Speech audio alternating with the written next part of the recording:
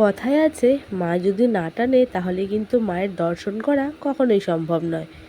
মহরমের দিন সকালবেলায় বেরিয়ে পড়েছিলাম মায়ের দর্শন করার জন্য। ট্রেনে করে যাচ্ছি, ট্রেনটা কিন্তু একদমই ফাঁকা ছিল। এই হচ্ছে আমার দলবল, সবাই মিলে এসেছি মায়ের পুজো দিতে। কিছু দূর এগিয়ে যেতে না যেতেই কিন্তু এখন ডালার দোকান বসে।